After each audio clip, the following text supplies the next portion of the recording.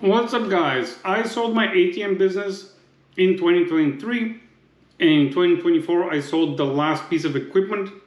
Let me get you through the numbers, and at the end of the video we're going to compare that to my real estate portfolio and see what makes sense and what doesn't. Make sure you eat your veggies. So in 2020 I started the ATM business, and it cost me $15,750. That is for 6 machines, cables and miscellaneous, and 5 wireless devices.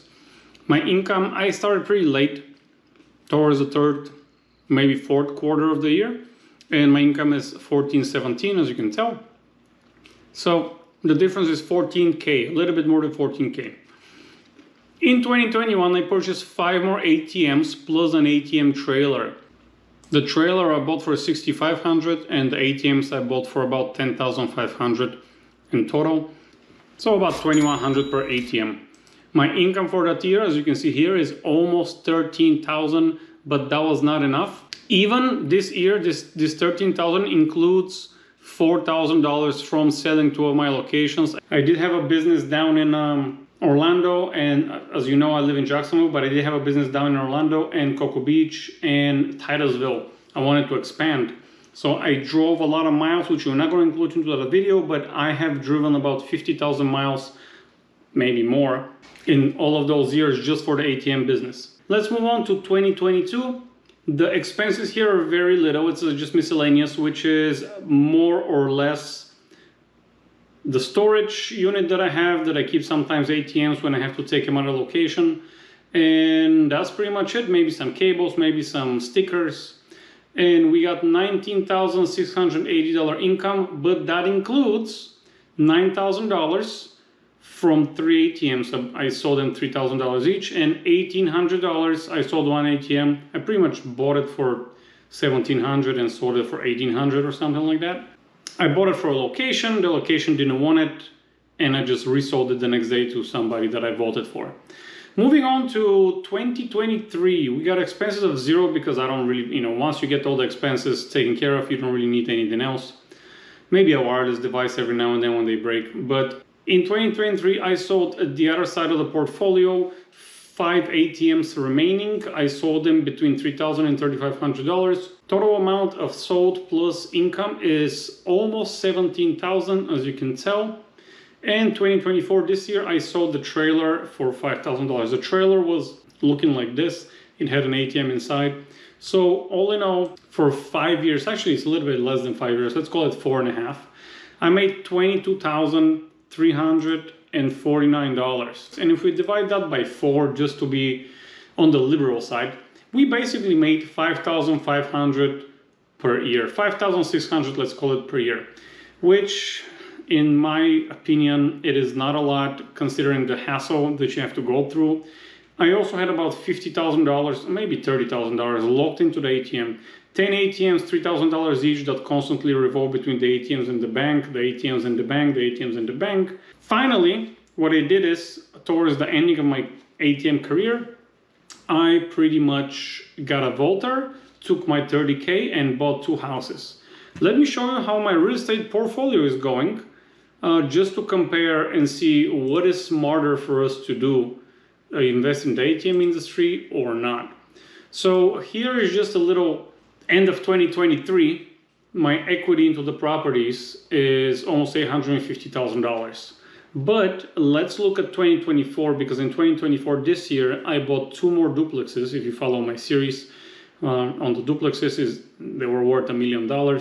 So in 2024, by the end of 2024, this is prognosis that I made beginning of 2023 actually. So end of 2024, I'm going to have almost $1.1 million in equity. That is actually equity. It's not, the whole portfolio is worth a little bit north of $2 million, but I owe about $1 million in mortgages.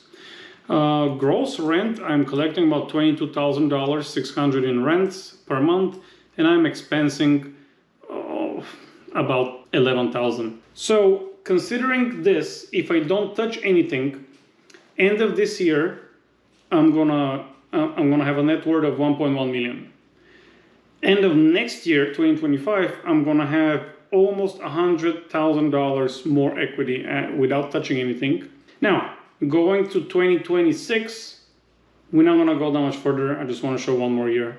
So I had an old video, there are two videos that I made, and they're called ATM versus real estate, part 1 and part 2. I'm gonna link them down below. After I made those videos, I think it was 2022, I'll lie to you, or 2021, I realized that continuing with ATM is not something that I want to do, because it's smarter to invest your money into houses rather than ATMs. That's just my personal opinion. And this is how things ended up for me. So a total of $56,000 that I have invested over 4 years, let's call it, into the ATM industry, and I have received a total of $22,000 back. So I've made 50% of my original investment. All right, well, this was the whole video, guys. Thank you very much for watching. Appreciate you sticking around. I do have a couple of businesses that I already sold. I'm gonna make a video next about the claw machines. And I am selling currently the candy machines because, again, real estate is way bigger money than, it's a great business. Those businesses are for smaller entrepreneurs, I would say. It's small peanuts unless you have 300 machines, but then you're gonna go insane. It's a lot bigger can of worms that I've realized. Now, real estate is not easy. I did have a tenant that I took to court. I did have 2 evictions last year. So it's a different beast, but in my personal opinion, it is not as big of a hassle as ATMs or claw machines or candy machines or coin pushers. I think the squeeze out of the lemon that I get is worth it in real estate and not as much worth it in other businesses. However, the barrier to entry in ATMs is $2,000. And then maybe if you want to go every week, you can do $500 load on the machine. The barrier to entry in real estate, if you don't know what you're doing, it's 20% down. If you do know what you're doing, my last 2 properties, if I'm not mistaken, they cost me a total, 2 duplexes cost me a total of $1,500 if you know what you're doing and how to do it. All right, well, stay tuned for my last 2 duplexes that I bought in the beginning of the year. I'm going to refinance them now, and I'm going to let you know how much they cost me in total. Thus far, if I'm not mistaken, I'm going to go off the cuff here. I think both of them cost me about $2,000 in total for the first closing. And on the second closing, we're just going to wrap the second closing into the new loan, so they're going to cost me as zero as possible. And you get an asset that spits $5,000 per month, and my mortgages are going to be about $3,500, maybe $4,000 a month. But anyways, again, thank you very much for watching. I hope you enjoyed that content, and if you do, let me know, and if you don't, also let me know.